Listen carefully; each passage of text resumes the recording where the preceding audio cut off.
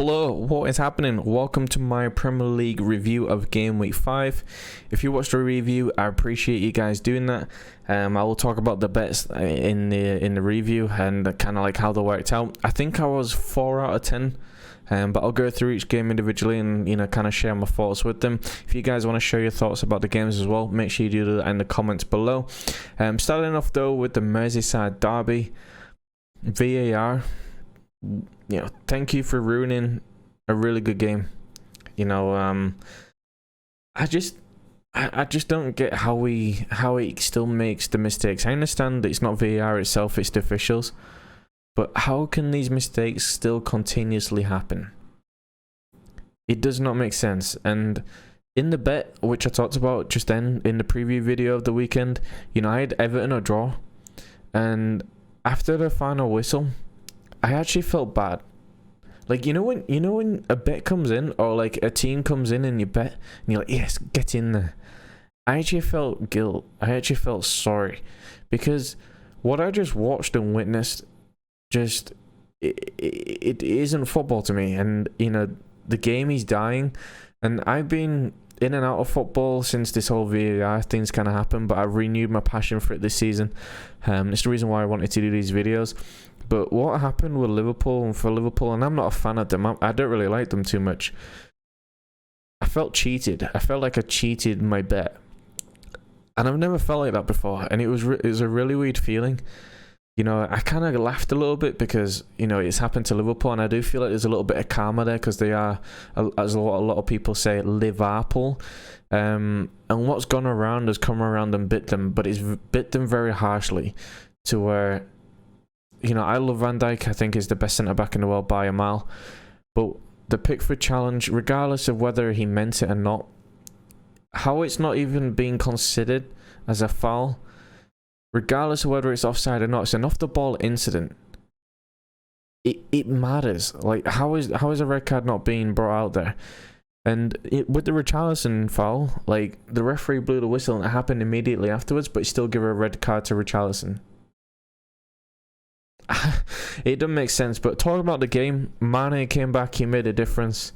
Got the goal straight away. Everyone's giving Adrian a lot of slack for the 2 goals for Everton. I thought Michael Keane's header was a powerful header. Could he have got more to it? Who knows? I feel like it was a difficult header to save.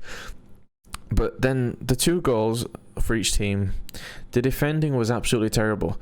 Yerry Mina, you're a World Cup centre-back for Colombia. You've come from Barcelona. You're supposed to set an example, but he is the example. I don't know how these centre-backs and these footballers at this level can make such rookie mistakes of just kind of like flinging his leg just at a clearance. I'm not even committing to actually kicking the ball and clearing it. And then, fortunately for Everton, it fell to, one of the most elite players in the world in Mo Salah, and what a finish it was. And then I go on to the Everton equaliser. And I like Trent. Going forward, he's great, but defensively, he's shocking. He is shocking. I don't think many people have seen it, and if you haven't, will understand what I'm trying to talk about. Go back and watch the highlights. If you just watch like how much he gives Lucas Digne, the amount of time he gives him to go and do whatever he wants. I mean, Digne could have wrote a book by the time Trent caught back up to him. He's got all the time in the world. One of the most dangerous left backs in the league. People consider him as high as Robertson. Gives him all the time in the world. Pops it in. Oh, if Van Dijk was playing, he might not have got it. He could have put off Calvert-Lewin, but I think the leap was so great. I think people shouldn't really take it away from Calvert-Lewin. He's worked so hard this year, and he deserves it. He's been great so far, and what a header it was. Adrian, I don't know what he was doing. I think he just kind of made it the numbers on that goal. He at least give some kind of effort, but I feel like he was kind of like gobsmacked about how high Calvert-Lewin was, and I don't think he ever would have expected it. And I think it just completely caught him off guard, a little bit like the Michael Keane goal. But going on to Henderson's goal, I mean, there's 2 errors there. First of all, Jordan Pickford, yes, that foul on Van Dijk, don't know how he's not punished, but the save from Henderson's shot, was there a bit too much spin on the ball? Who knows? But he's got to be saving it. You're an England international. You're England's number 1. We don't want to be seeing that, and I think it really tarnished his performance after the Van Dijk incident, because I felt like he had a really good game. And you know, this is what I mean about karma coming around to bite them. You know, Pickford was keeping out Matip's header and he had a good game, but the no-look pass from Thiago, what a player. What a player it was. And that was after the challenge he had after Richarlison. I don't think people really remember that. You know, he nearly broke his leg 2 minutes ago, and he's doing these no-look passes like it's nothing. And Mane, how he's being given offside, I do not know. I still cannot see how he's being given offside. You know, and Liverpool go on to win the game as they should, but they don't. They're being absolutely robbed. But this is the way the Premier League is these days. You know, the inconsistency of VAR is too much, and it's killing the game. It really is. And you know, it's a sad time for me to start this kind of YouTube journey with football, but unfortunately, it's the game that, you know, we love, and we're always going to talk about it because, you know, it is what we, you know, we do on the weekends and what we love the most. But unfortunately, that's the way it is. And yeah, as I said, I felt guilty and I felt bad that the fact that I won the bet, because Liverpool deserved to win the game, and unfortunately, it didn't go that way. Next up, we're going to start off on the first bottle jobs of London. We're going to start with Chelsea. Another talking point was paying £15 for this game. Regardless of the result, it's not worth it. But this is a topic for another conversation, but I had to kind of bring it up because, you know, it's very important in terms of football and the way that the game is going. But in terms of the game, I'm happy for Timo Werner. I've got 2 very good goals, took them very well, as I expected from Werner. And then from the other side of the pitch, Danny Ings, great finish, took it round Kepa. I felt like Kepa did make it a little bit easier for him, but I think Kepa is the scapegoat to, like, kind of like just blaming him for everything. But when you see the second goal, you're justified in your argument. I still don't understand what's going on. I try watching it back, and I'm trying to figure out what's going on. What I like to do when in football, I like to try and place myself in other people's shoes, but I just can't understand what's going on. Like, I'm trying to figure out in my head, but only Kepa can really explain what is going on. It's crazy. It's honestly crazy, like, what he's doing. And then Chelsea go ahead and, you know, go and grab the third straight away with Havertz. You know, it was a good finish. But I think Southampton, see, this is what I love about the Premier League. You know, Southampton, West Ham this weekend, the climb back, even Everton as well, against the big teams, and they got the results that they deserved. You know, they took a chance. Walcott swung his foot at it, kind of caught Vestergaard. I'm not too sure who's been credited the goal. I think it's still Walcott. But they got the goal, they got the point, and this is the difference, you know, in the Premier League compared to other leagues. You don't see it that much. I know Real Madrid lost 1-0 to Cadiz, who are a newly promoted team. But, you know, this is what the Premier League is about. What the Premier League isn't about is the next game, Manchester City, Arsenal. Oh my, I was falling asleep in that second half. Like, I've never known a game to just kind of, like, 2 exciting teams, 2 very good teams on a ball, but it felt like the game was more about the managers than it was about the players. And it was the first time I kind of seen that for a while. I think the press are trying to create some kind of rivalry between the 2 managers, and it's not there. It's not there at all. They respect each other an immense amount. But talking about the goal, Leno, he should never parry it there. He knows that. Another individual mistake from Arsenal, unfortunately, cost them the game. But should Arsenal be given a penalty? I think so. I've seen them given. Walker kind of, you know, it could have been a lot more dangerous than what it was. And I've seen penalties given for that foul on for what happened to Gabriel. I'm surprised there wasn't one given, but I think because it was at Man City, maybe it wasn't. You know, but then again, the inconsistency of VAR so far this season. These things happen, so, you know, we just got to accept it and move on, and, you know, they just carry on doing what they're doing to the game. The last game of Saturday. So, in my bet, right, I have Everton draw or win. That comes in. And I'm like, wow, really? And then I had Chelsea to beat Southampton, but we'll bet 365. You get the early payout. So I got, you know, I got that in because Chelsea were 2-0 up. And then I had City to beat Arsenal. And then the last one, I'm thinking, well, the United's form, you know, come on, Newcastle. You're at home. You beat them last year. I had Newcastle a draw.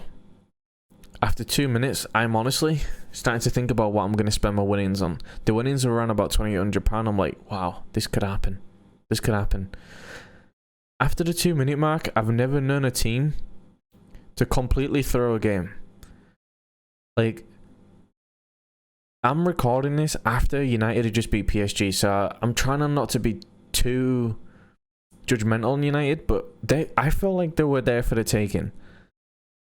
And it's very hard to like not contradict myself with the way that they just played against PSG, because, you know, Ole just outclassed PSG. Newcastle made Manchester United look like the Manchester United that played tonight against PSG. Like, I've never seen a team being so negative. But I am from Hull.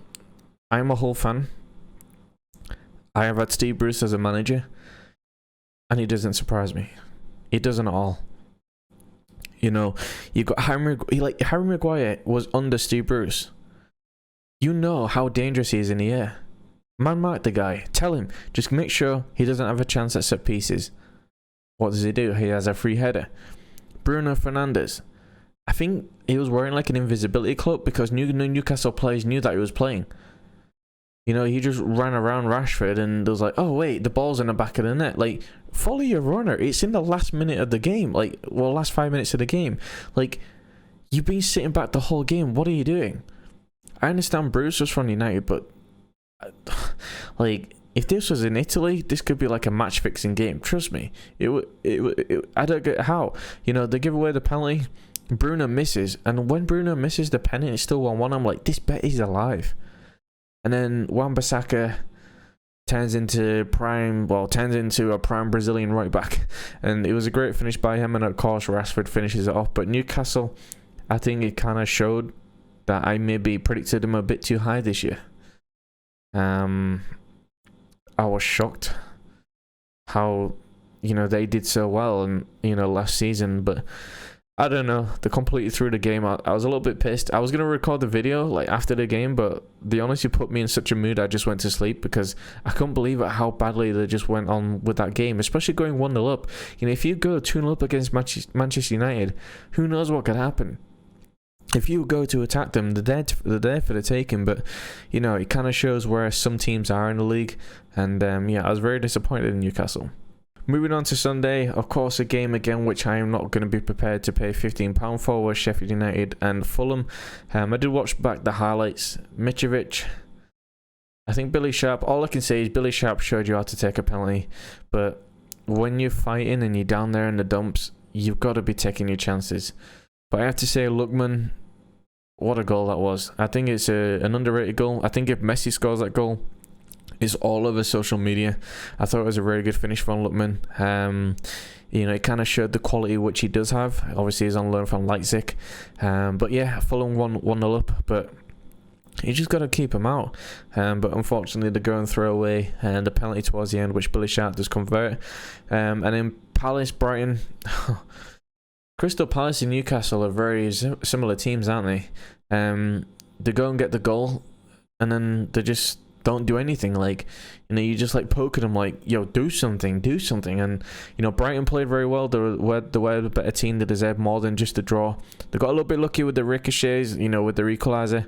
But again, I have to talk about the penalty as well. Like, Batshuayi, it just falls over. Like, but is this what Premier League players have to do to win a penalty these days? I mean, I'm not too sure. Like, it was very, very soft, but again, I don't really feel like it's a penalty compared to, let's say, like the Arsenal incident. The Arsenal thing is more of a penalty than what Batshuayi was, and that's what I don't get. But yeah, going on to the second bottle jobs of London. I need a drink for this one. Cool.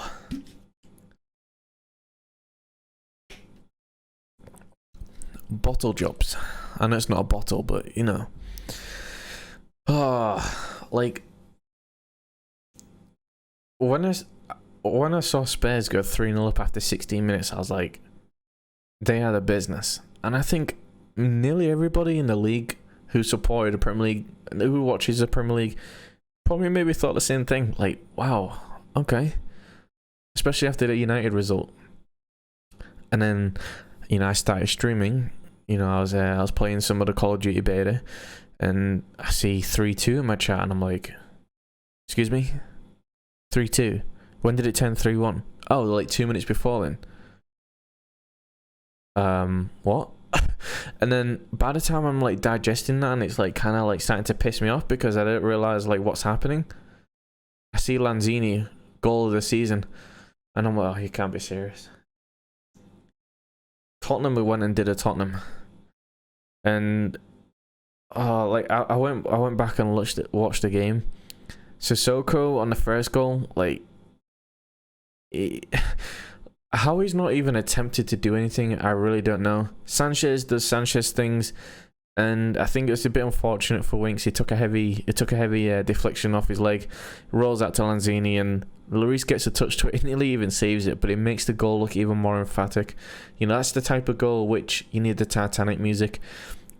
But going forward, Spurs, you know, in the first, 15-20 minutes, they look brilliant. It's just the same thing like the Newcastle game. They just struggle to see out a game, and especially at 3-0 up, I thought the game's over. It's not even worth even watching anymore. And West Ham did come out second half, and they showed that they are a team. But I'm impressed by West Ham so far. Again, like Southampton, like Everton, another team that's disappointed for a bit, and now it's time for them to really kick on. And I think it shows. Like there's teams that are here to stay, and they're not just making the numbers anymore. And it's good to see for the Premier League. Obviously for Tottenham fans, it's the last thing you want to see. You're throwing away 4 points out of the 2 games at home, which you should be winning, and also the game against Everton. But it's the beauty of Premier League. And another good game which happened after that was Leicester against Aston Villa. And Leicester were actually very competitive, even though they did miss 5 first-team players. They actually did very well. But I think a small little mistake in not closing Barkley down quick enough. But it was a good finish by Barkley. But a lot of people are starting to ask the question, is Villa the real deal? They've got Jack Grealish, who's one of the best players in the league right now. He's really good. They're a really good team to watch. I think time will tell. I think if you give it another 5-10 games, we'll see where Villa really are. But if they're still fighting up there, is this going to be like a Leicester 2.0? Like, I hope it is. For the sake of football, I really hope it is. And I think if a team like Villa or even Leicester or even Spurs are part of the Big Six, a team that's not part of the Big Six goes and wins the Premier League this year, it shows a big fuck you to them to say, this is why you cannot control this league. And I hope it happens, just for that sake. I really do. And if it's going to be Villa, and it's Villa, I don't really care who wins the Premier League. If it's none of the Big Six, I would be more than happy. This is why I want to see the big teams fail. This is, why, with Van Dijk out maybe for the season, Liverpool might struggle and not even make top 4. And Man United, they seem to kind of turn it around already against the PSG, but if they don't turn around, they'll get the top 4. Aston Villa, Leicester, Spurs, and I don't know, another team, Wolves, get into the top 4. Like, imagine that. That would be a massive fuck you to the top 6, and that's something which I think football kind of needs at the moment. But good on Villa, I'm happy for them. I think they're definitely a team to worry about. But teams not to worry about too much, who brought the first 0-0 to the Premier League, is West Brom and Burnley. All I'm seeing from people from that game is, thank God I didn't pay £15 to watch that. It kind of shows where both clubs are at the moment. But yeah, and then going on to the last game, we've got Leeds against Wolves, 2 very good teams. I was a little bit worried for Wolves. I thought Leeds would go on and win, but Leeds did look like the team that would go on and win. But Jimenez, stroke of luck, got the deflection off Calvin Phillips' head, and got what he he took the chance and he got it, and that kind of happens in football. Happy for Wolves. I hope they really do push on. They are a team which I feel like have the capability of pushing on to the top 4. As I said in my predictions video, without any European football, they've got a really good chance, and I really hope they do. But in terms of all the bets, I think I did win 4 out of 10. Well, no, sorry, 4 out of 10 did lose. So the ones that did lose, I did I'll go through them all real quickly. I'll show it up on the screen as well right now. Everton or draw came in. Chelsea to win. I won the early payout on that one. Manchester City, I won that one. Newcastle, yeah, I'm not even going to talk about that one. I had under 2.5 goals for Sheffield United and Fulham, that did come in. I also had Palace and Brighton both teams to score, which also came in. I had Spurs both teams to score and win against West Ham.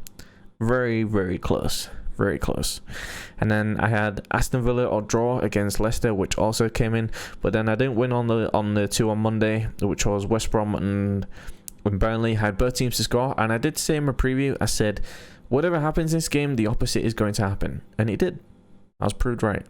And then I also had Leeds and Wolves to be over 2.5 goals. I thought it would be a goals galore game, but unfortunately it was only the one. So I did lose on that one. But I'll be doing another one. I'll be doing a preview on Friday because there's a Friday game. Leeds do play again on Friday. And then I'll do the review on a Tuesday, which is after the Monday game. So there's like 4 days. And then in the future, when Football Manager does come out, I'll do a Football Manager video on the Sunday.